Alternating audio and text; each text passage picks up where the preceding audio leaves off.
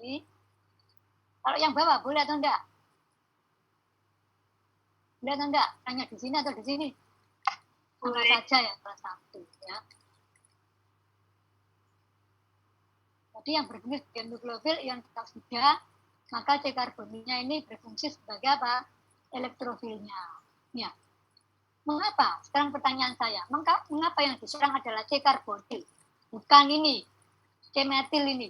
Apa? Silakan yang jawab. Nama, NIM.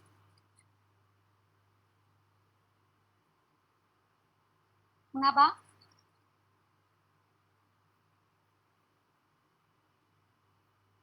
Lihat Bu, tentunya. Ya, silakan. Nama, NIM, sebutkan. Nama Martian, NIM 211. 211. Iya, mau nyoba jawab. Ya. Itu karena kalau di C karbonil kan ada atom O-nya.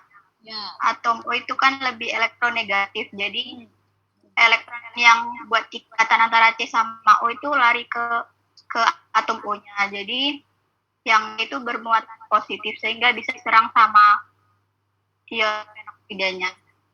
Positif artinya kekurangan elektron ya. Ya. Jadi pusat reaksinya ada yang disebut sebagai pusat reaksinya ya, C karbonil. Boleh C yang atas salah satu atau C yang bawah, ini karbonil ya, salah satu. Kalau di sini metil C bersama dengan C kan elektron negatifnya sama ya. Nah, jadi pusat reaksinya ya. C dengan O yang ada perbedaan elektron negatifan yang tinggi. Nah, kemudian di sini C dengan atau O ya, karena perbedaan negatifan, maka ikatan rangkap ya, ini banyak awal elektronnya lebih cenderung ke O, sehingga O menjadi bermuatan negatif, C-nya lebih parsial positif, diserang oleh nukleofil ya. Kemudian nah, terjadi perpindahan elektron berikutnya, sehingga lepaslah ini ion asetat ya, yang akan berubah menjadi asam asetat dan natrium asetat. Kemudian hasil reaksinya adalah fenil asetat. Ya, ini esternya, ini atil ya, fenil asetat. Ya. Kemudian sifat fisika kimia untuk fenol. Nah, di sini sifatnya apa fenol? Fenol bersifat pertama apa? Kalau kena tangan bagaimana? Korosif.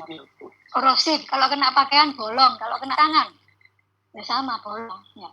Makanya nanti kalau saudara menimbang, kalau tercecer langsung dibersihkan pakai tisu, langsung dibuang di sampah. Ya, jangan dibiarkan karena timbangannya itu dibuat gantian bersama teman-teman saudara. Nanti tidak tahu itu yang tercecer fenol, teman saudara tangannya kena dibiarkan, tahu-tahu Bu ini kenapa? Nah itu lukanya itu tidak bergerak tapi berlubang gitu di dalam. Ya, oh itu kena fenol. Nah, ya kalau tercecer langsung dilap pakai tisu dibuang di sampah. Ya. Kemudian untuk menimbang karena bentuknya padat kan perlu ditimbang. Ya. Padanya pakai wadah apa? Karena banyak ini pakai wadah apa? Beker bareng Mayer. Nah yang mana? Beker. Ya beker yang mulutnya lebar ya. Jadi itu beker yang kecil itu. Ya. Timbang ya. Pakai apa? Sendok porselen atau sendok inert dengan sendok plastik ya. Kemudian sifat dari fenol yang lain adalah sifat apa? Asam atau basa? Catat ya, fenol. Catat yang tidak ada dicatat. Fenol bersifat apa? Asam atau basa? Ini tidak ada soalnya. Fenol mudah melepas apa? H plus apa O H min? H plus ya. Jadi fenol bersifat apa? Karena mudah melepas H plus asam. Sekarang pertanyaannya, mengapa fenol mudah melepas H plus dan sukar melepas OH min? Nah, itu ya, itu di organik gitu ya. Kenapa? Saudara lihat strukturnya tadi, fenol. Nah, dilihat. Nah, ini fenol. Ini ada TB di sini.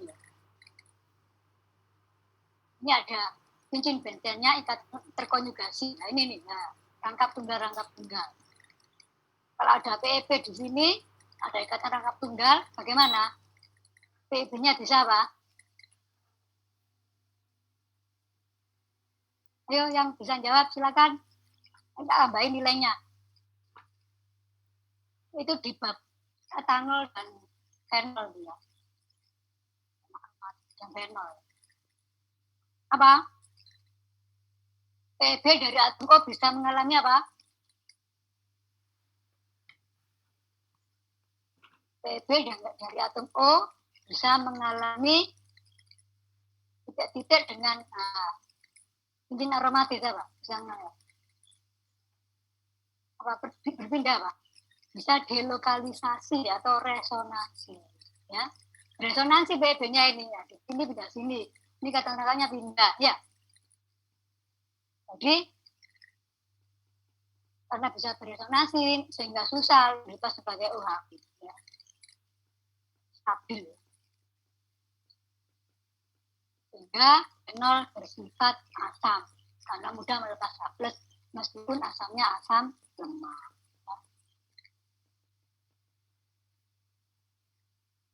Kemudian sifat lain dari fenol apa?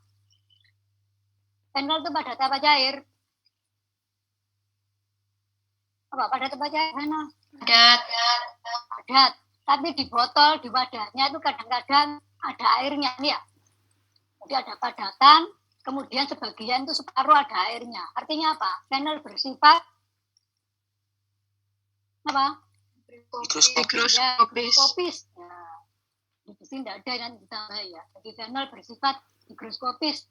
Jadi nimbangnya nanti ditambah aja. Ya. Seharusnya itu dihitung larutan fenol dalam air 1:12. Ini tambahnya itu kalau obat itu harus dihitung teliti. Tapi karena di botol itu yang cair tidak seluruhnya kan ya. Biasanya separuh padat, masih ada sebagian yang cair. Nah, karena itu dilebih aja. Dulu saya suruh lebih 10 gram, lebih 2 gram. Hasilnya masih sedikit. Nanti ditimbang 12 gram saja. Ya. Jadi dicoret ya. Di petunjuk praktik saudara diganti 12 gram. Nanti 12 gram. Tetapi nanti perhitungannya tetap secara teoritis ya 8 gram. Karena ini cair ya. Nah, supaya hasil saudara banyak.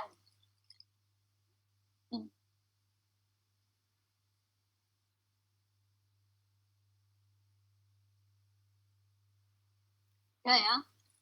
Sekarang NaOH. Saudara diminta membuat NaOH 10% sebanyak 55 mili. NaOH kadarnya 10%. Kalau persennya itu tidak ditulis apa-apa, artinya persen apa? Persen B per V atau V per V? B per V, Bu. Apa? B per V. Ya, Risma ya? Ya. Iya, Bu. Risma nomornya berapa? 062.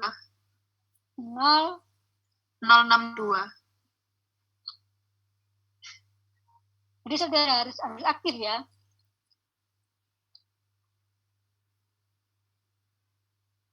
Jadi di sini persennya adalah B per V. Kalau ditulis biasanya V per V. Ya. Jadi kalau screen nanti loh, kalau tidak ditulis artinya B per V. 10% artinya 10 gram dalam 100 mili konsentrasinya. Tapi di sini saudara diminta membuat 55 mili. Jadi yang ditimbang berapa? 5,5 gram. Nah, airnya 55 mili. Nah, dilarutkan ya. Jadi buatnya nanti 55 mili, bukan ditimbang 100 gram, dilarutkan air 100 mili, dilarutkan, diambil 55 mili, sisanya yang 45 mili dibuang. Ya, itu yang salah ya. Karena saudara tidak boleh membuang bahan kimia ya. Bahan kimia itu mahal. Nanti saudara kalau skripsi baru merasakan ya. mahal sekali. Kadang-kadang pesennya itu sampai inden, sampai berbulan-bulan ya. Izinnya itu masuk ke Indonesia itu susah, harus ke Singapura dulu ya. Di sana itu harus tahap ya, lama sekali ya. Kemudian fungsinya NaO tadi membentuk natrium dioksida ya.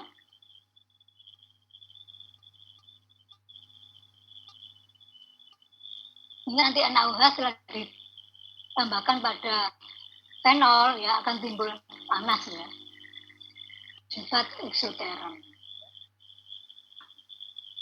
Natrium asetat ini di samping, ini taruh di air ya bentuk garam. Kemudian tidak asetat ya. Ini zat cair ya yang sangat reaktif ya. Campur dengan air. Kemudian MgSO4 anhidrat. Nah, yang ada di lab adalah MgSO4 yang masih mengikat air kristal 7H2O. Untuk membuat MgSO4 anhidrat, seharusnya saudara harus membuat sendiri ya, dipijar. Jadi MgSO4 7H2O tadi yang mengandung air kristal itu dipijar pakai wadah full porselen. Ya. Kemudian dipanasi ya, dengan disangga oleh kasa dan kaki 3 pakai Bunsen ya, Bunsen Fischer dipanasi ya sampai menjadi anhidrat. Tapi karena labnya yang di kampus C ya, yang sekarang ini tidak boleh ada Bunsen, jadi nanti membuat anhidratnya pakai oven, lama sekali kalau pakai oven. Jadi saya sudah pesen sama Pak Laboran untuk membuatkan MgSO4 anhidrat ya. Jadi MgSO4 anhidrat dibuat dengan cara memijar, karena dipijar maka wadahnya yang tahan panas yaitu krus porselen. Ya. Nanti kalau saudara bertugas di daerah ya, diminta membuat MgSO4 anhidrat untuk pengering, maka caranya seperti itu. Ya. Dipijar dengan Bunsen yang besar tuh ya, Bunsen Fischer. Kemudian untuk mengetahui sudah anhidrat, MgSO4 ini meskipun mengandung air kristal 7H2O, ini padat. Ya. Untuk menghilangkan air kristalnya supaya agar hilang menjadi anhidrat, nah itu dipanasi, ya, air kristalnya yang terikat sebagai kisi-kisi tadi lepas ya ikatnya, sehingga akan cair, basah, ya, cair. Kemudian H2O, airnya H2O-nya menguap. Setelah menguap akan memadat kembali, ya, mengeras lebih putih warnanya. Itu yang disebut sebagai anhidrat. Kalau sudah anhidrat, panas-panas langsung disimpan di botol balsem ya. Dipindah pakai sendok porselen, nah sendok tulis ya, dimasukkan, ditutup rapat, dipakai seminggu depan bisa, ya. Harus ditutup rapat langsung. Kalau dibiarkan begini, udah banyak mengandung uap air, akan mengikat uap air yang ada di darah, ya, menjadi hidrat lagi. Ya. Itu ya caranya. Ya. Kemudian MgSO4 anhidrat itu disebut pengering. Arti pengering di sini apa? Menarik air yang jumlahnya sedikit. Ya. Kalau airnya masih banyak, itu ya caranya apa? Dipisahkan pakai corong pisah. Ya, tukang dicorong pisah dipisahkan. Ada basa air dan basa organik. Tidak campur nantinya. Untuk pengering itu ada bermacam-macam ya. Selain MgSO4 anhidrat ada apa? CaCl2 anhidrat, ada natrium sulfat, CuSO4, ya, macam-macam. Itu ada di PT yang diberikan Melani itu ya. Coba nanti juga itu juga sebagai materi UTS. Ya, harus dibaca ya PPT-nya. Kan tidak semua PPT ditampilkan karena waktunya tidak nututi. Itu yang hafal-hafalan itu dibaca sendiri. Ya. Itu materi TS juga ya. Banyak yang keluar di situ. Kemudian ada yang bertanya sampai di sini? Pengering? Ya, jelas. Ya. Ada natrium sulfat juga. Izin bertanya. Oh iya, silakan. Untuk pengeringannya Dinda Cantika, NIM-nya 205. 205. Ya, silakan. Kan setahu saya pengeringannya itu kalau pakai anhidrat itu menaburkan terus menggumpal terus airnya diangkat. Kalau ini kan tadi katanya diubah bentuk air, nanti kita tahu misalnya tuh udah bisa ngering itu gimana Bu ya? Enggak, seumpatnya ini padat anhidratnya. Jadi enggak seumpat anhidratnya ini padat. Ya. Ditambahkan pada vanil asetat saudara ya nanti ya untuk menarik air yang jumlahnya sedikit. Jadi ditambahkannya secukupnya. Secukupnya itu seberapa sampai menggumpal atau ngambang. Enggak seumpatnya. Jangan banyak-banyak, kalau kebanyakan nanti vanil asetat saudara habis diserepin cepat juga. Ya. Jadi secukupnya sampai menggumpal atau ngambang. Ya. Kemudian dikocok-kocok, dibiarkan selama 15 menit sampai filtratnya jernih. Ya. Jadi airnya yang membentuk emulsi dengan vanil asetat tadi ditarik oleh MgSO4 sehingga menjadi jernih, tinggal vanil asetat saja. Ya, ya sudah. Setelah itu nanti disaring ya Bu ya? Kenapa? Ya, setelah itu disaring. Iya, kasih Bu. Disaring bisa, didekantir juga bisa. Ya. Kalau didekantir itu artinya apa? Dituang, tapi padatannya tidak boleh ikut. Karena vanil asetatnya nanti hasilnya sedikit. Ya. Kalau disaring, kadang-kadang itu vanil asetatnya banyak yang diserap oleh kertas saring. Nanti hasil saudara berkurang banyak. Ya, nanti di penjelasan berikutnya. Ya, ini ada teknik-tekniknya supaya hasil saudara banyak, tidak banyak yang hilang. Nah, ini natrium karbonat 10%. Jadi saudara nanti menggunakan natrium karbonat encer, ya, larutan natrium karbonat encer, yaitu konsentrasi 10%. Nanti saudara buat, dicatat ini ya, 10 mili. Berarti nimbang berapa? 1 gram dilakukan dalam 10 mili air. Ya. Lihat ya. Fungsinya apa natrium karbonat di sini? Untuk apa? Menetralkan asam. Ya. Jadi menetralkan sisa asam asetat ya, yang ikut pada vanil asetat. Jadi natrium karbonat nanti akan bereaksi dengan asam asetat membentuk garam natrium asetat yang larut di fase air.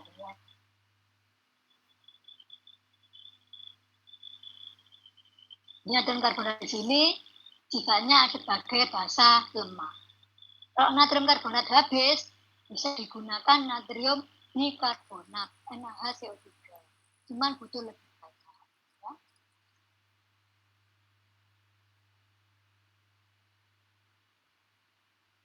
Vanil asetat senyawa saudara. Ya. Vanil asetat indeks gasnya 1,5030 ya. Jadi 194 sampai 196 Celsius. Nanti yang dilakukan ya. Indeks gasnya setelah murni dimurnikan diukur indeks gasnya. Kalau itu T2D saudara peroleh ini pada saat destitilasi sederhana. Ya. Susunya hampir sama dengan T2D di literatur dan konstan. Nih, yang saudara laporkan. Tapi tidak harus sama persis ya. Karena kondisi tempat untuk destitilasi kan berbeda dengan tekstur.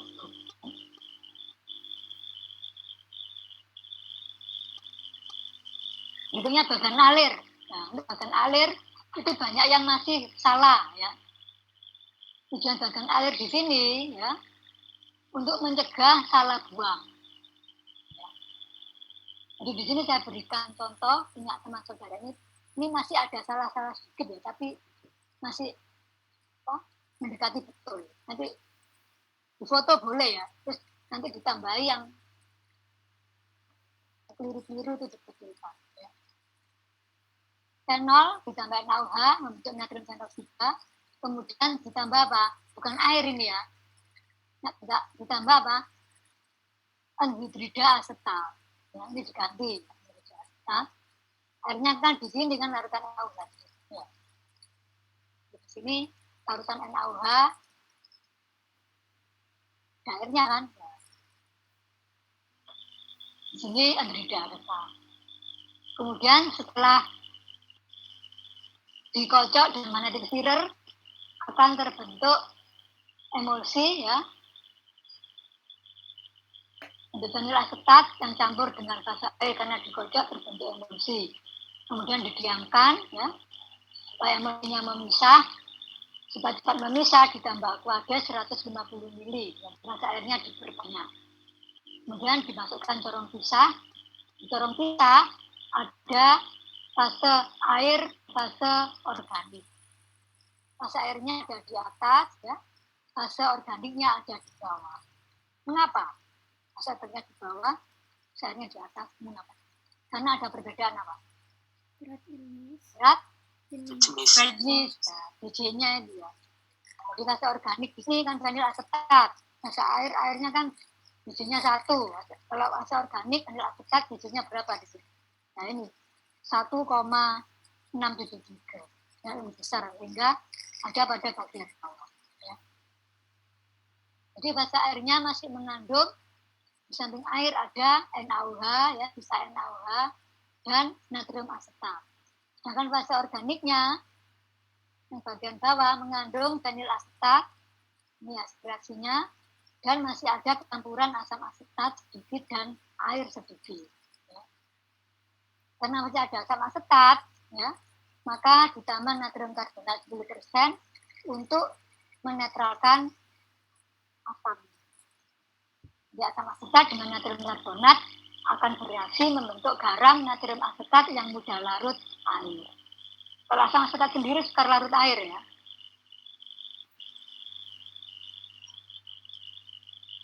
Kemudian ada tambahannya ya, kurang. Setelah ditambah natrium karbonat, ini ditambah larutan NaCl jenuh 28 mili. Ini ditambahi. Itu petunjuk praktikum ada ya, petunjuk praktikum yang baru ada. Kalau petunjuk praktikum yang lama tidak ada. Karena ini emulsi ya, dengan fase airnya sedikit, natrium karbonatnya cuma 8-10 mili. Ya. Jadi memisahkannya susah. Terbentuk emulsi. Untuk memecah emulsi ditambah NaCl jenuh 28 mili.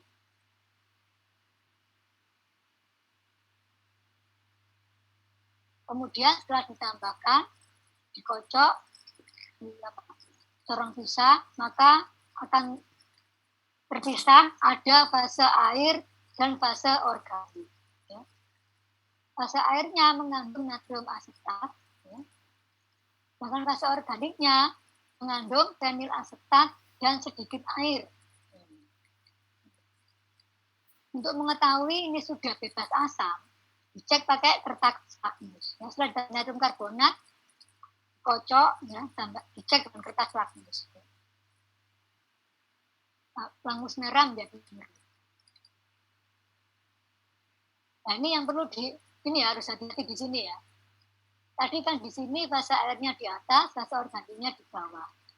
Sekarang pada bagian alir ini di sini, fase airnya itu tidak mengandung air saja, tapi juga mengandung larutan NaCl.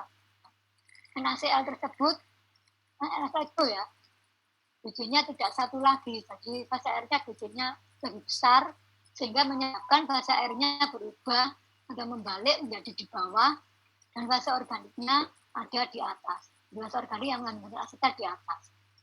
Jadi kalau saudara membuat NaCl jenuhnya betul, ya 10 gram dalam 28 mili, nanti balik. Ya. Hati-hati salah buang. Ini seng ya, yang dibuang ini senyawa saudara. Jadi ini di bawah dan ini di atas. Jadi ini dikeluarkan dulu lewat keran corong pisah ditampung, fase organiknya dituang lewat mulut corong pisah. Kalau membuang, ya supaya tidak salah buang, dicek dulu mau dibuang, ditetesi pakai pipet ya, tetesi aquades ya, atau air kran itu ya tetes itu. Ini saya gunakan air keran karena kalau aku ada untuk skripsi, kalau praktikum di sini nggak apa-apa untuk belajar. Pakai air keran nggak apa-apa ya. Dehidrasi ditambah. Kalau campur berarti fase air, baru boleh dibuang. Ya. Kalau tidak campur berarti fase organiknya ya, jangan dibuang. Saya hati-hati, jangan dibuang dulu ya. Nanti biasanya Bu ini keliru salah buang, mana satunya sudah dibuang. Nah, kalau kerja lagi waktunya kapan ya? Ini kan ada pandemi ini repot ya, waktunya terbatas. Ya, ini hati ya di sini.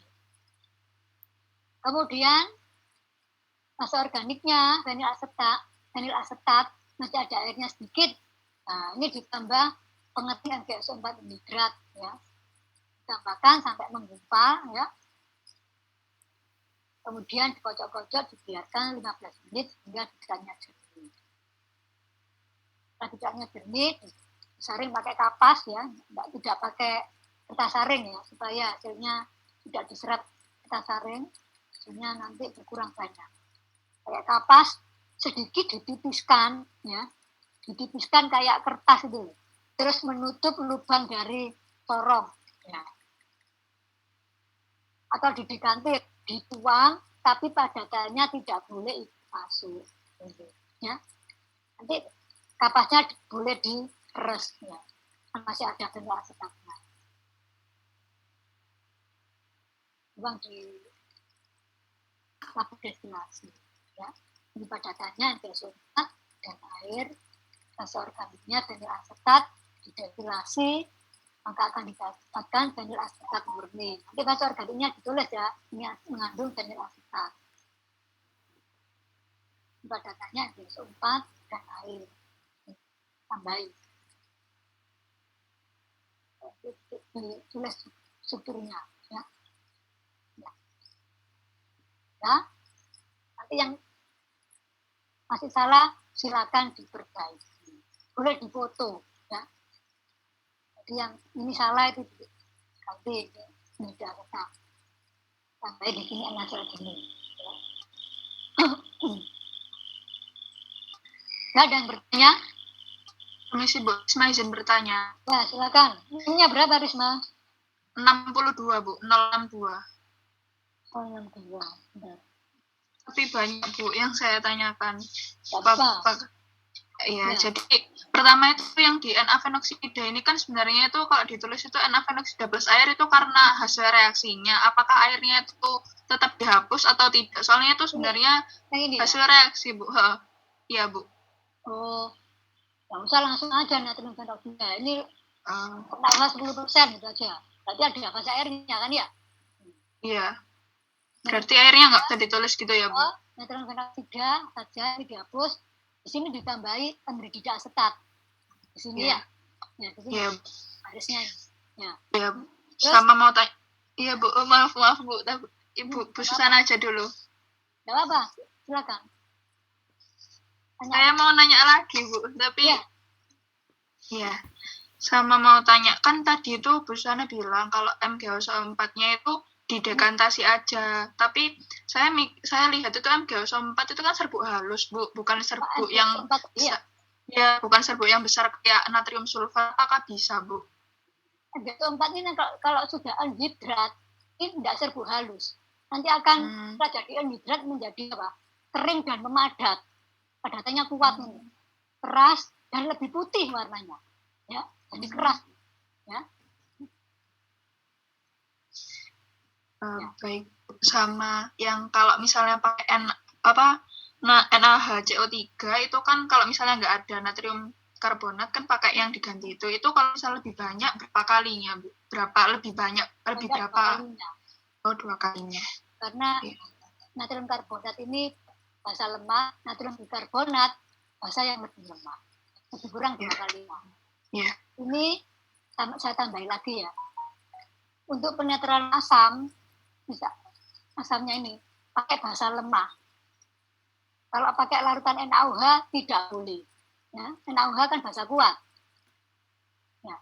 Karena apa? Hasil reaksi saudara apa? Senyawa ester, asetat senyawa ester. Kalau kena basa kuat bisa mengalami apa? Saponifikasi ya, hidrolisis. Khawatir ini akan hidrolisis. Maka tidak digunakan basa kuat untuk menetralkan asam, pakai basa mentah.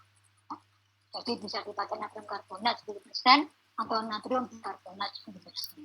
Ya. Nah, jadi kelupaan ya, ada yang tanya dari Uma. Ya.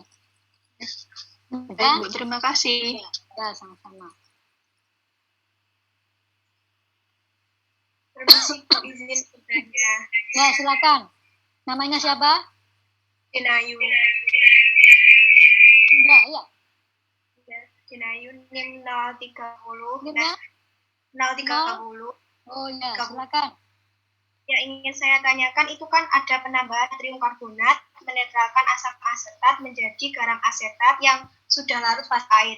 Nah itu kenapa kok harus ditambah NaCl jenuh lagi, Bu? Fungsinya NaCl itu untuk apa nih? Seperti itu. Di sini natrium karbonat ini 10% itu saudara kan membuat 10 milian ya lebih kurang. Jadi penambahannya itu pelan-pelan. Tidak harus semua, paling 8 mili saja sudah netral ya. Cek lakmus nanti sudah netral, hapus merah jadi biru. Di sini fase airnya kan sedikit sekali ya. Jadi masih kayak emulsi gitu. Jadi memisahkannya meskipun dimasukkan dalam corong pisah didiamkan berjam-jam itu tetap susah misalnya. Supaya cepat memisah, maka ditambahi larutan NaCl jenuh untuk memecah emulsinya. Ya. Jadi waktu penambahan natrium karbonat itu tidak dituang begini, tapi diaduk-aduk, ya. Maka terbentuk emulsi kan, ya. Ada fase organik, fase air, fase airnya sedikit, terbentuk emulsi. Ya, NaCl jenuh di sini ditambahkan untuk memecah emulsi supaya cepat memisah. Kalau dibiarkan aja semalam, nanti kan tidak selesai-selesai betulnya. Ya sudah cepat ya, tambah NaCl jenuh, dikocok, pakai rong, ngocoknya itu yang kuat tapi sebentar, jangan lama-lama ya. Nanti emulsi. Kalau emulsi, hasil reaksi saudara berkurang. Nah, itu obat tapi sebentar. Kemudian biarkan memisah. Ya sudah. Kan kalau yang ditambah natrium karbonat kan menjadi garam asetat dan larut fase air. Terus kalau NaCl itu kan memecah emulsi. Nah itu reaksi memecah emulsinya itu kok bisa memecah itu kenapa reaksinya? Ingat NaCl jenuh itu di farmasi fisik ya.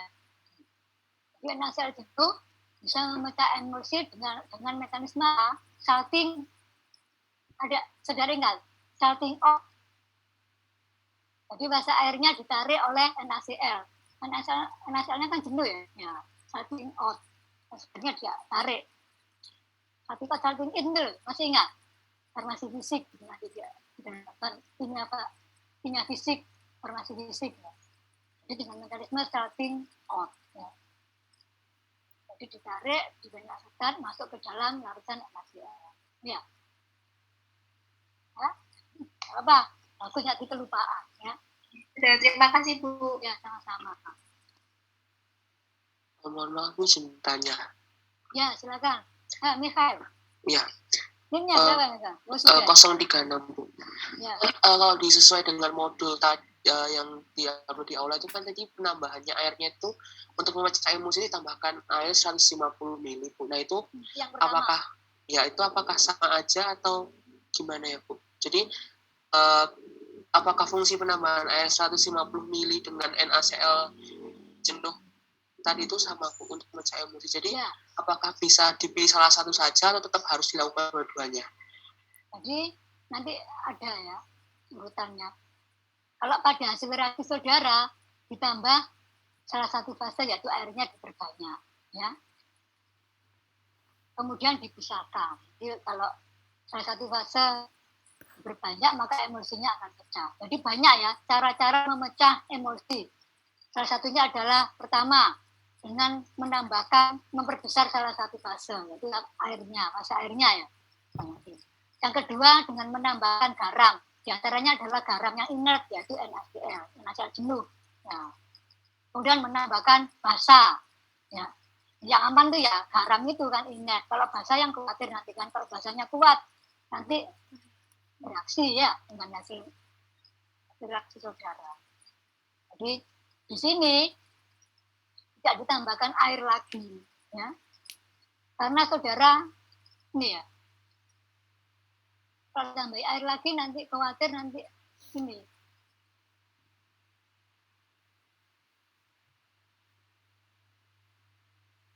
banyak yang hilang nanti ya. Jadi ya, asetatnya nanti banyak yang hilang. Ditambah NaCl jenuh lebih apa? Hasil saudara itu lebih banyak lah kita. Untuk memecah emulsi yang pertama aja ditambahi air ya.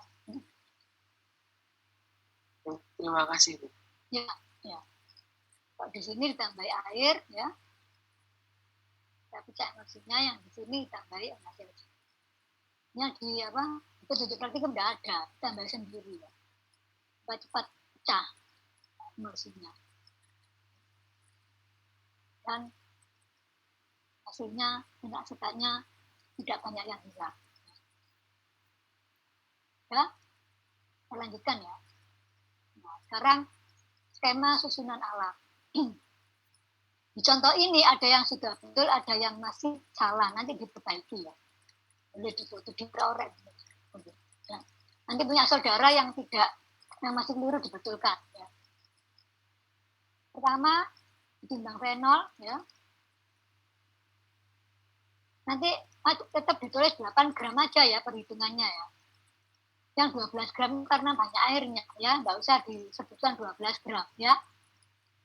Jadi dianggap 8 gram, hitung secara teoritis. Tapi karena air yaitu 12 gram ya. Jadi 8 gram fenol ditambah NaOH 10% untuk nitrogen peroksida. Karena timbul panas, maka direndam di es. Esnya nggak usah banyak-banyak, sedikit aja nanti temannya nggak kebagian ya. Karena eksoterm timbul panas direndam di air es. Kemudian dimasukkan 50 gram es ke dalam, nah ini, ke dalam Erlenmeyer ya. Esnya ditimbang ya 50 gram. Fungsinya apa esnya? Nah, di sini supaya kan ada masa airnya di larutan NaOH. Sedangkan ada anhidrida asetat reaksinya. Anhidrida asetat kalau ada air mudah terhidrolisis. Nah, untuk menghambat hidrolisis anhidrida asetat maka ditambah es. Ya. Kemudian setelah ditambah es, tidak langsung ditambah ini ya. Setelah ditambah es, saudara coba ini dipindah di hot plate stirrer ya, magnetic stirrer, pindah, dicoba dulu. Saudara masukkan magnetic stirrer barnya, pinjam ke laboran ya, bond, dimasukkan, coba bisa muter atau tidak. Kalau sudah bisa muter, dikecilkan atau dimatikan dulu, baru anhidrida asetatnya dimasukkan seluruhnya ya 10 ml langsung, kemudian baru dikeraskan langsung 5 menit. Dan itu untuk mencegah ya sebelum anhidrida asetat, nah ini sudah siap karena ada air ya, kewatan ini terhidrolisis. Ya. Ini sudah siap, tinggal dikocok pakai magnetic stirrer. Ya. Itu saya ingatkan lagi ya, magnetic stirrer-nya itu ada untuk pemanas dan untuk mengocok. Yang untuk pemanasnya nanti dinolkan ya. Jadi skala 0 untuk pemanasan, sedangkan untuk pengadukan stirrernya yang di jangan keliru. Ini nanti reaksinya soalnya suhu dingin ya. Kalau keliru itu dipanaskan nanti tidak jadi. Ya. Kelihatannya sepele kan, kadang-kadang ada yang diputar dua-duanya.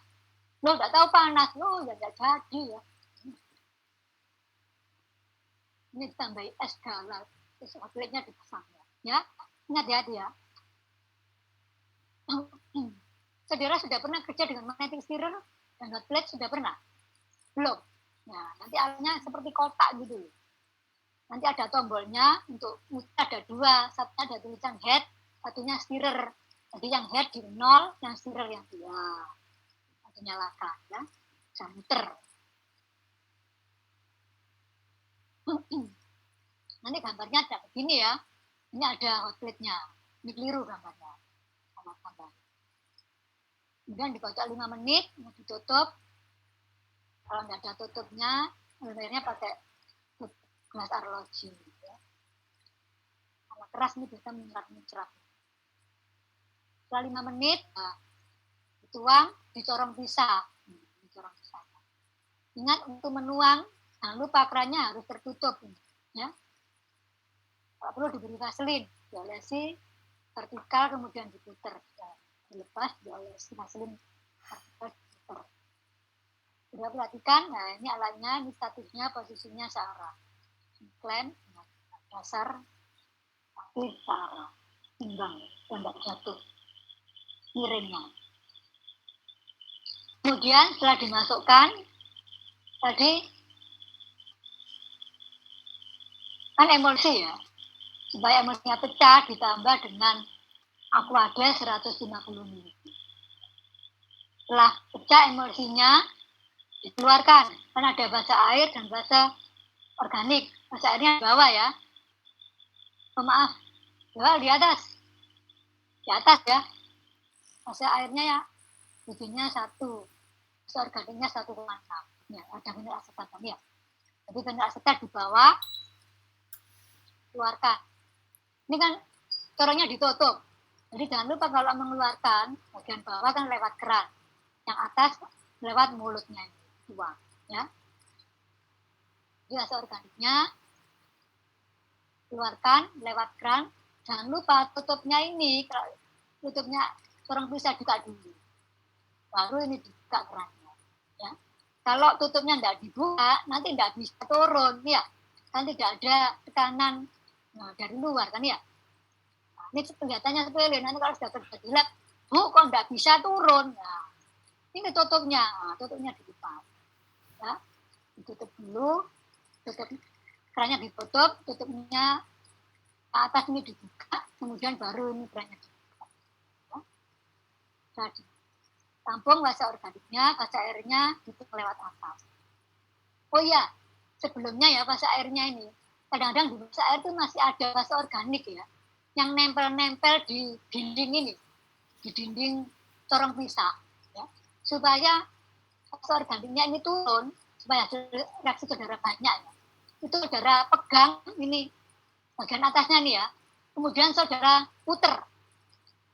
Jadi basa airnya diputer, nanti akan turun basa organiknya yang nempel-nempel di dinding. Nah, ya. Nah, syarat yang banyak sudah dikeluarkan. Ya. Kan lumayan nambahin. Hasil reaksi saudara supaya banyak. Ya. Itu salah satu teknik yang harus kuasai. Ya. Nanti tidak bisa secara teori, nanti secara praktek sampai saudara bisa ngalah. Bagaimana muternya? Ya. Muter. Ya. Seperti ini diaduk tadi pakai corong. Muter. Kemudian setelah ditampung, ditambah natrium karbonat 10% untuk menetralkan asam asetat ya. Aduk, ditambahkannya sedikit ya, sambil diaduk supaya jadi reaksi antara natrium karbonat dengan asam asetat membentuk natrium asetat, garam natrium asetat yang larut di air ya, harus diaduk. Kemudian dicek dengan kertas lakmus merah ya. Cara ngeceknya bagaimana? Pengaduknya itu diangkat ya, kemudian diteteskan di lakmus ya. Jangan lakmusnya dicelupkan di sini, jangan ya. Lakmusnya kan mengandung bahan kimia, nanti mengkontaminasi hasil reaksi saudara ya. Jadi pengaduknya diangkat, diteteskan ke lakmus. Kalau sudah biru berarti sudah bebas asam. Ya. Lakmus merah jadi biru. Tambahin, tidak ada soalnya di situ ya. Memastikan. Kemudian setelah kalau sudah basah, tadi ditambahi NaCl jenuh ya, 28 mili. Ya, ditambahi, kemudian dimasukkan ke diaduk ya. Masukkan corong pisah, dikocok yang kuat sebentar, kemudian diamkan. Supaya cepat memisah emulsinya.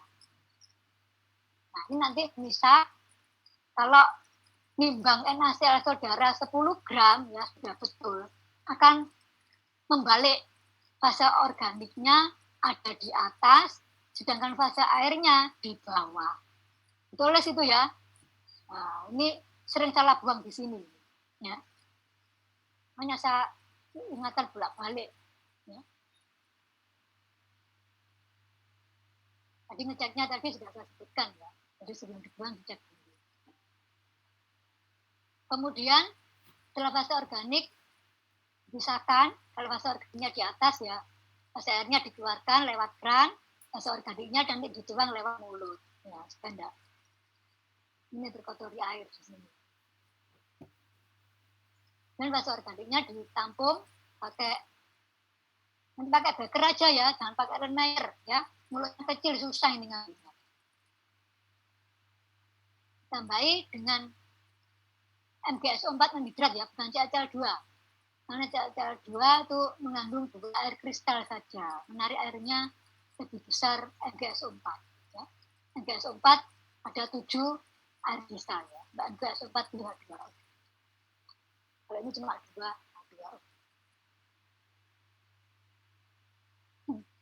Kemudian ditambah secukupnya sampai menggumpal, dikocok-kocok, dibiarkan 15 menit sampai fibratnya jernih.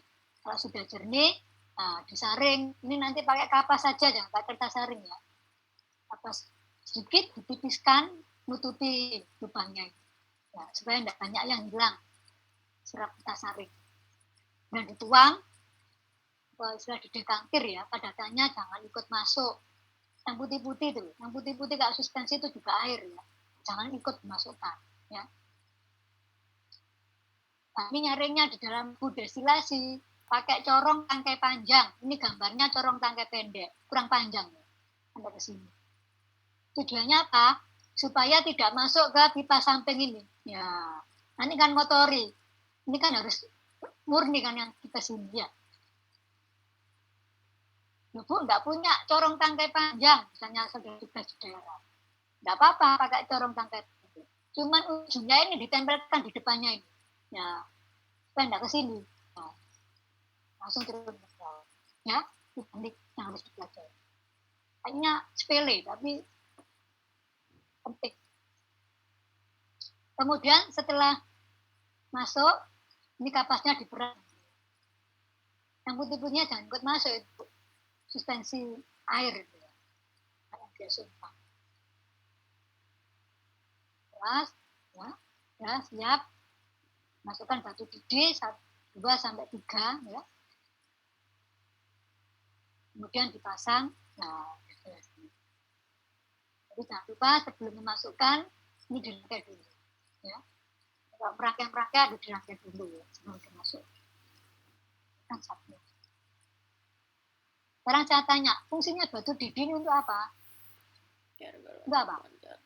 Mencegah biar tidak bumping. Nah, bumping apa? Bumping apa sih? Biar letupan tidak. itu. Nah, letupan atau percikan. Ya, bumping. Kalau saudara melihat mendidih itu ya, kalau gunung berapi mau melekan kayak itu letupan, ya, itu bumping ya. Ada perbedaan panas yang sangat tinggi bagian bawah dan bagian atas sehingga menyebabkan percikan. Ya. Batu didih mencegah itu. Dan itu batu didih untuk apa? Meratakan panas. Ya, sehingga bisa dibanting, bisa percikan. Batu didih dari apa? Nanti saudara gas buatkan batu didih tidak bisa. Apa? Jadi apa? Pecahan apa? Pecahan, porselen atau pecahan gelas, Bu. Pecahan porselen atau pecahan gelas. Ya. Jadi kalau porselen saudara pecah pada waktu kerja itu tidak boleh dibuang sama Pak Laporan. Nanti ditutui dibuat batu didih. Ya. Kalau gelas kan nanti khawatir kena tangan. Porselen aja lebih aman.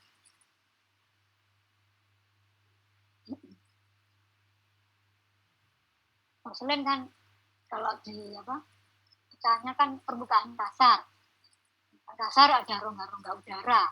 Rongga-rongga udara tersebut isi udara di mana kalau dipanaskan maka udara yang ada pada rongga udara tersebut akan keluar ya ke atas sambil membawa panas dari bawah. Itu mekanisme pemerataan panas oleh zat besi. Kemudian destilasi, ya, destilasi sederhana, di mana penangasnya penangas udara, pendinginnya pendingin udara, labu destilasinya labu destilasi leher pendek. Ya. Leher itu disebut leher itu nih, antara labu buatan labu dengan ini kita sambung ini lehernya, leher pendek. Ya. Kemudian bunsennya bunsen yang besar. Ini kalau di kampus B, ya, yang di Bawangsa, Tapi sekarang di Purworejo kampus baru tidak boleh pakai bunsen, ya, karena ruangnya ber-AC tertutup gitu ya, nggak boleh pakai bunsen. Jadi nanti pakai mantel pemanas, jumlahnya terbatas gantian, ya. Alatnya kan sedikit ya. Jadi kalau saudara di daerah tidak ada mantel pemanas, boleh pakai ini, ya. Ini biasanya dipakai rantang stainless dulu, yang kuat pemanasan. Kemudian ini bunsen Fisher yang besar, ya, di bawahnya ini ditambahi pasir sedikit untuk menutup dasar. Ini yang disebut sebagai penangas udara, ya. Jadi penangas udara itu sebetulnya penangas yang jelek, ya. Jadi suhunya itu naik turun. Ya. Untuk mencegah naik turun tersebut ditambahi pasir, nah, menutupi dasarnya, supaya panasnya stabil. Biasanya setelah 200 turun 150, nah, itu stabil. Tambah pasir supaya stabil. Ini dipakai ini mengapa? Karena lebih aman, karena saudara masih belajar. Ya. Zaman dulu itu digunakan penangas minyak. Minyaknya itu dari oli itu ya. Oli yang kekentalannya tertentu. SAE berapa itu 50 atau 30. Ya. Itu cerita dari profesor ya. Sekarang sudah pensiun Prof. Pitu ya. Di zaman dulu itu waktu Prof. Pitu menjadi dosen masih pernah itu pakai minyak. Kemudian kan masih belajar. Setelah selesai ini kan panas. Waktu ngeringkesi alatnya, nah ini untuk mengangkat ini ya dari kaki 3, karena panas, nah, tertuang di dadanya. Nah, jadi saya mengalami luka bakar 40%, sampai cacat ya. Makanya terus langsung diganti yang aman saja karena masih belajar. Sebenarnya yang bagus itu penangas minyak itu. Kalau ada alat yang mahal itu yang sudah terlindungi itu mahal sekali ya. Itu minta ke depan ke Wadek itu belum dikasih ya. Belum dikasih. Nanti dikasih yang mantel ini ya. Jadi kalau di daerah nggak ada penangas mantel atau penangas minyak yang aman, boleh pakai ini ya. Jadi pasirnya sedikit aja. Makanya ini disebut penangas udara karena pasirnya hanya untuk menstabilkan panas. Kalau penangas pasir, maka pasirnya merendam. Nah, ini labu yang dulu merendam pasir. Itu disebut penangas pasir. Ya.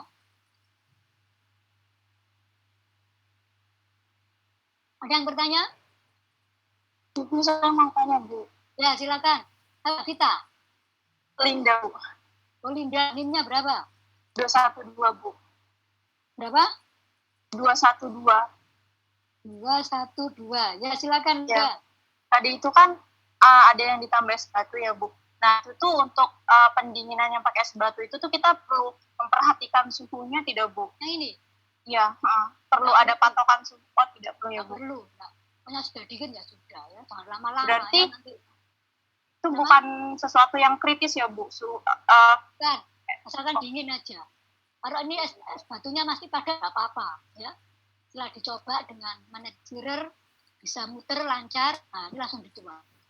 Ya. Iya, Bu, terima kasih. Lupa manajer barengnya masukkan ya, supaya bisa muter ya. Ya. Ya, ada yang tanya lagi? Bu, saya mau Ya, silakan. Nama NIM? Saya minta aktif ya. Nama? Ya Bu, nama Vita, Ya, NIM-nya Vita berapa? 051. Berapa? 051. Kosong? 51. 51. Ya, silakan Vita. Bu, tadi dijelaskan kalau misalnya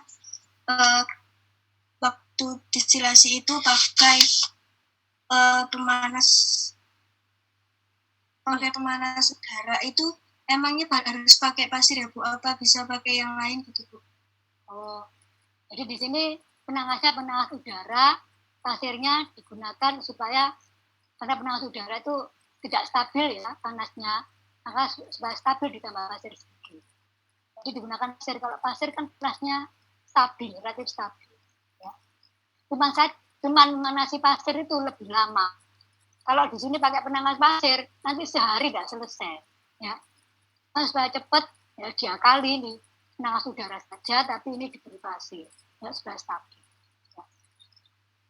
Tapi nanti saudara pakai di kampusnya pakai mantel pemanas, ya pakai ini. Ini pakai nanti kalau saudara tugas di daerah, ya kalau tidak ada mantel panasnya. Sobat. Ya, ada yang bertanya lagi? Bu, saya ingin bertanya, Bu. Ya, nama NIM? Nama Amartian NIM 211. Ya, silakan. Saya masih belum paham yang tadi itu, Bu. Kan kita nambahin potongan-potongan es tuh ke dalam itunya, Ini. ke dalam, ya, yang ke dalam Erlenmeyernya ini. Nah, itu kan tadi tujuannya supaya tidak terjadi hidrolisis buat anhidrat asetatnya. Anhidrat asetat. Ya. Itu saya masih belum paham, Bu, kok bisa mencegah hidrolisis. Soalnya kan ini air kan. Es kan suhunya dingin, ya. Iya. Kalau reaksi semakin panas dan semakin cepat. Ya. Oh, berarti kalau di memperlambat. Oh iya iya. Ya, memperlambat. Ya. Iya, Bu. Jelas. Iya, nanti terus disteril itu supaya gasnya, ya, supaya diharapkan tidak sedangnya bereaksi dengan genoksida. Ya. Berarti nanti nunggu esnya itu meleleh semua baru ditambahin. Nggak usah nunggu, pokoknya dingin ya. Esnya masih tidak apa-apa. Oh, nggak apa-apa. Ya. Terus mau tanya lagi yang NaCl jenuh tadi itu sudah disediakan ya, Bu ya? Oh, buat sendiri, saudara. Oh, buat Ini, sendiri. Buat sendiri ya, jenuhnya 28 mili. Jadi saudara nimbang 10 gram, ditambah air 28 mili. Ya. Kalau diskusi di lab, saya cari dulu kelarutan NaCl dengan air. Ya. 1:2,8. Jadi saudara nimbang 10 gram, airnya 28 mili, diaduk. Ya. Kalau masih ada sisanya, didekantir, padanya nggak boleh ikut masuk. Ya. Ya, ngerti, Mas? Iya, Bu, sudah, Bu. Terima kasih. Ya. Permisi, Bu. Risma izin bertanya. Ya, silakan. Jadi, Maninya berapa? 62, Bu. Ya, silakan. Jadi, pertama itu saya mau bertanya, kan tadi diteteskan air. Nah, diteteskannya itu setelah penyaringan atau yang ini. Yang membedakan masuk ke corong pisah yang setelah main natrium karbonat, Bu. Iya. Oh, sebelum ya. Oh, sebelum. Sebelum untuk memastikan supaya tidak salah buang. Yang diteteskan satu tetes saja itu, Bu, yang sesudahnya 150 ml air itu, Bu. Kan sudah ditambahin natrium karbonat, terus kata Bu Sana tadi itu bisa dicek fase air, fase organiknya itu dengan diteteskan satu tetes aqua saja. Tapi bingung nanti diteteskannya itu pas dicorong pisah atau kita pisahkan dulu. Kalau saudara itu yakin di fase air sebelum dibuang ditetesi. Nah, iya. Kalau campur berarti benar fase air ya. Kalau tidak campur berarti fase organikmu itu ya. Jangan dibuang, nanti enggak hasilnya nanti kan enggak ada kalau dibuang ya. Iya, Bu. Ngerti ya? Berarti cuma satu tetes saja, Bu. Ya, enggak kelihatan ya 2 tetes gitu ya. Iya. Ya. Sama mau nanya, Bu. Campur atau enggak? Kalau misal yang NaCl ini kan ditambahkan ya, Bu, buat pengering. Nanti itu sampai terbentuk apa kalau misalnya NaCl? Yang setelah ditambah natrium karbonat terus NaCl itu, Bu. NaCl jenuhnya kan berfungsi untuk memecah emulsi, ya. Ya. Jadi ditambahkan ini supaya apa? Emulsinya pecah, dikocok kuat, didiamkan supaya pecah emulsinya. Di sini kan ada fase organik dan fase air. Iya. Kan habis dikocok ini kan ya.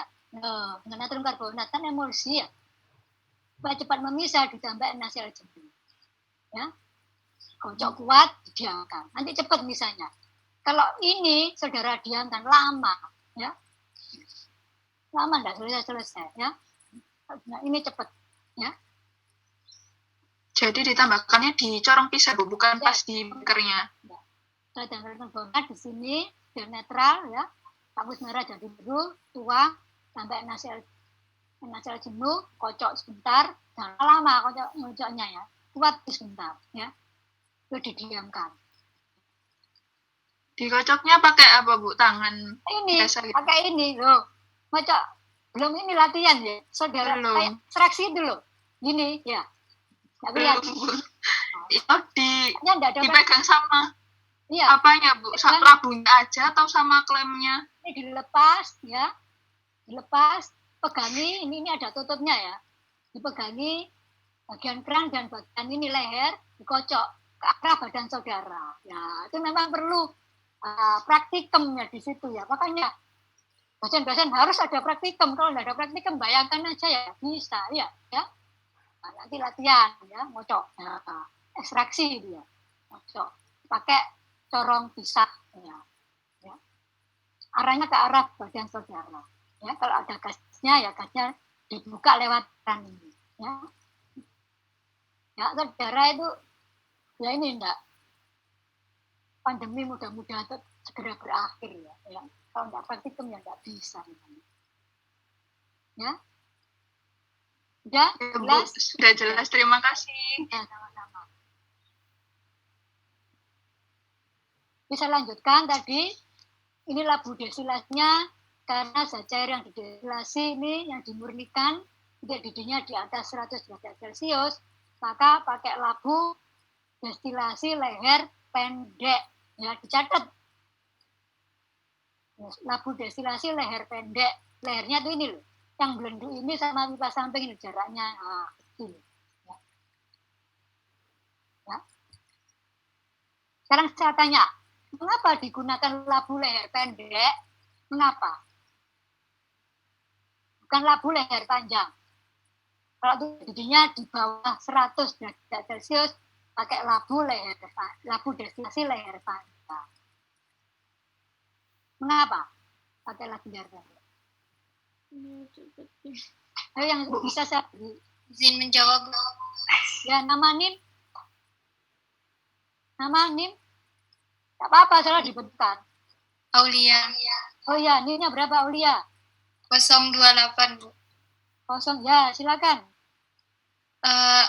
Kalau menggunakan leher pendek itu, Bu, supaya nanti jika suhunya itu, karena kan suhunya itu di atas 100 derajat Celcius, nah nanti kalau misalnya terjadi penurunan suhu itu nanti zatnya itu uapnya itu akan menjadi cair kembali gitu, Bu. Jadi bakal turun ke bawah lagi kalau menggunakan leher yang pendek. Jadi uapnya itu bisa langsung masuk ke bagian yang kondensornya itu, Bu. Jadi untuk jelasnya pakai labu leher pendek karena zat cair ini didihnya di atas 100 ya. Pendinginnya pendingin udara. Kalau pakai labu leher panjang di sekitarnya kan udara, ya. Nanti uapnya di sini sudah dipanaskan akan naik ya. Karena di sekitarnya udara akan terkondensasi. Nah, turun lagi ya. Kalau leher pendek, nah ini kan udaranya kan sedikit, nanti langsung naik udaranya ke pipa samping, ya, terkondensasi turun ke sini. Ya, sudah betul ya, lihat. Kemudian sisi termometer. Di sini ada gabus, ada termometernya. Jadi air raksanya, ujung air raksanya posisinya ini di depan ini, pipa samping ya, sekitar setengah sampai 1 cm di bawah pipa samping. Ya. Jadi uap yang masuk ke pipa samping yang terdeteksi di termometer. Ya, suhunya berapa? Kalau stabil, hampir sama dengan titik didih di literatur, yaitu yang saudara laporkan sebagai titik didih zat cair vinyl asetat tersebut. Ya, yang dilaporkan itu ya. Kemudian kapan destilasinya berhenti? Ya, saudara lihat aja di labu destilasi. Kalau sudah habis tinggal sedikit, ya, sudah dimatikan. Nanti labunya pecah, ya.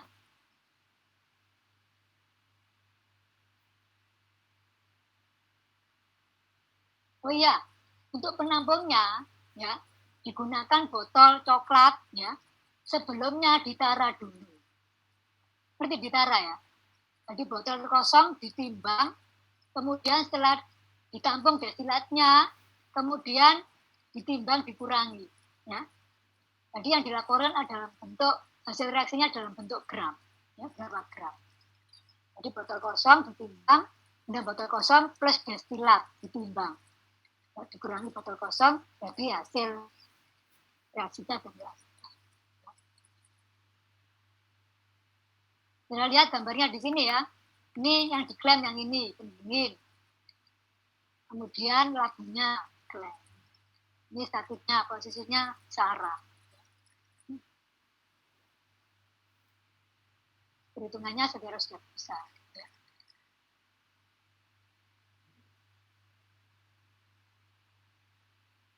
Nah, ini tunjukkan hukumnya ya. Satu yang ada yang terlewati.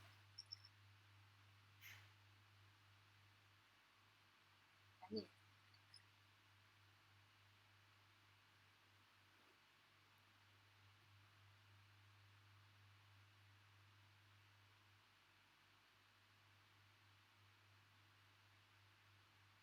Oh iya, setelah destilasi kan didapatkan destilat yang murni saudara timbang, dilaporkan berapa gram. Kemudian jangan lupa diukur sifat musikannya ya, karena cair ya, untuk mengukur kemurniannya dengan apa? Indeks bias. Ya, lambangnya N ya. Jadi, indeks bias itu dengan alat apa? Nama alat indeks bias apa?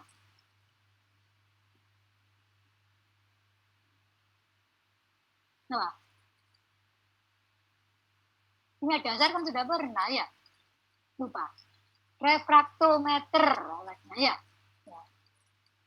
Refraktometer ya. Jadi di sini saudara masih ingat cara mengukur refraktometer ya. Jadi dimatikan lampunya, dibuka ya, cuma gelasnya ya, 4 sampel dibuka, dibersihkan dulu pakai aseton atau etanol, ditetesi pakai pipet yang bersih, kemudian dilap dengan kapas, tutupnya, prisma tutupnya juga dilap pakai kapas yang ada yang dibasahi dengan aseton tadi. Ya. Kemudian sampel yang akan diukur, ya, jari yang akan diukur ditetesi 1-2 tetes. Kalau 1 tetes sudah cukup, ya supaya tidak melebar-lebar ya, 1 tetes saja. Ditutup, ya, colokannya dipasang, baru lampunya dinyalakan. Ya. Kemudian saudara lihat, ya, di apa? Untuk apa? Tabung penglihat itu ya, matanya nempel, dilihat, saudara lihat ada gambar bulat garis batas gelap dan terang. Posisinya harus di tengah ya. Kalau tidak di tengah diputer. Nah, tombolnya di sana. Diputer sampai pas di tengah. Kalau sudah di tengah, baru ditekan tombol skala. Ya. Nah, itu baru dilihat. Yang terlihat kan skalanya 1, ada angka 3 angka di belakang koma kan ya. Ya. Ada angka keempat yang berupa angka kira-kira. Ya. Dan yang dilaporkan itu indeks bias, angka ya, ada 4 angka di belakang koma. Kalau di alat yang terlihat cuma 3 angka. Yang satu, yang terakhir itu angka kira-kira. Ya kalau saudara penggaris itu loh, ya. Kalau penggaris biasa itu kan mili, ya. 1,2 mili, terus ada terakhirnya ada kira-kiranya.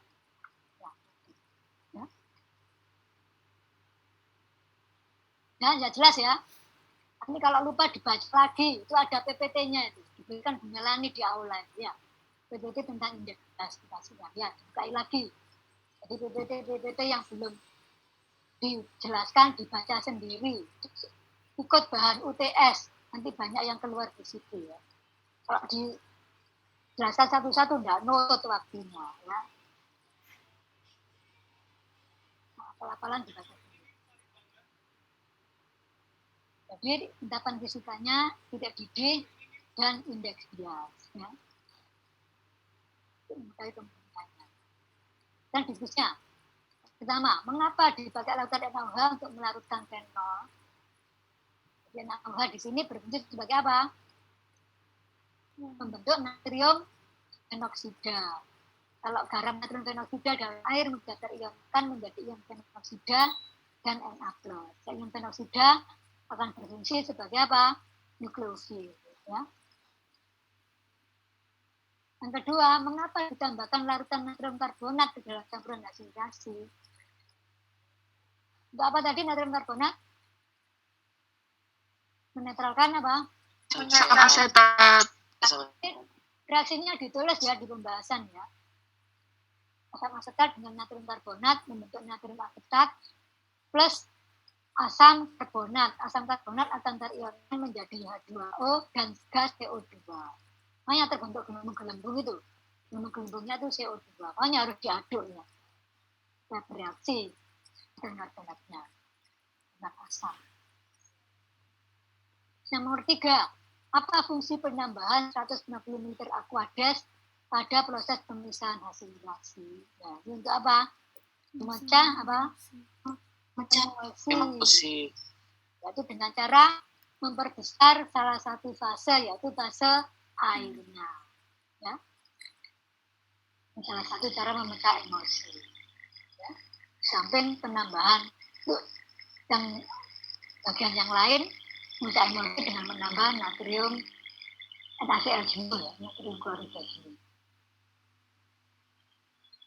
Sampai di sini ada yang ditanyakan? Saya izin bertanya. Ya, silakan. Nama NIM.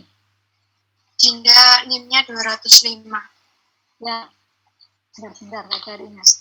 Oh ya. Saya sih belum paham mengenai itu Bu, yang mengecek magnetic stirrer yang sebelum penambahan anhidrosat asetat itu kira-kira Kenapa? itu kira kenapa Bu ya kok kita harus mengecek dulu, terus kalau seandainya kita tidak melakukan pengecekan itu apakah nanti hasilnya gagal atau gimana? Nah, ya. Dulu itu sering sebelum dicek magnetic stirrernya di sini kan. Ya. Jadi sebelum ditambahin setelah dicek dulu magnetic stirrernya bisa atau enggak. Karena ada alatnya yang rusak. Kalau terpaksa alatnya rusak, saudara harus ngocok pakai tangan 5 menit. Kalau nunggu pakai alatnya nanti apa? Asetnya ini akan terhidrolisis oleh air. Kan ada airnya di reaksinya ini yang larutan NaOH. Ya. Jadi ingat, asetat dengan air mudah terhidrolisis menjadi asam asetat. Kalau sudah terbentuk asam asetat, nah, padahal yang dikendaki yang masuk kan asetil kan ya. Asetil itu yang ini.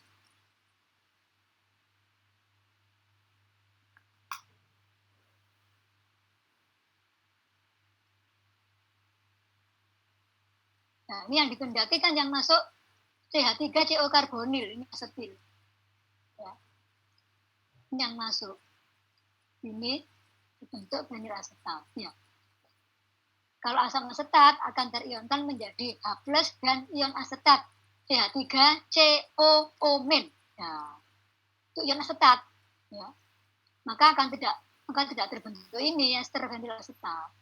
Kalau sudah terhidrolisis menjadi asam asetat. Ya. Ya, paham? Jadi itu kita pastikan sampai muter dulu Bu ya. Ya, kalau bisa muter dikecilkan, dinolkan, dituang langsung banyak ya seluruhnya, baru dikeraskan. Soalnya dulu ada ya, ini belum coba dituang, terus loh Bu nggak bisa muter, terus langsung kocok aja gitu. Kalau nggak dikocok, saudara masih cari magnetic stirrer baru diganti. Nah ini sudah terhidrolisis ini anhidrida asetatnya menjadi asam asetat. Sehingga hasilnya apa? Sedikit bahkan apa? Tidak jadi. Ya. Sedikit sekali. Kalau jadi sedikit sekali. Ya. Jadi untuk menghindari itu ya itu caranya dicoba. Ya. Ya, Pak ya. Ya, terima kasih Bu. Ya, sama-sama. Ada lagi yang bertanya? Bu izin bertanya. Ya, silakan. Nama NIM Izat semuanya bertanya gitu loh ya. Ya.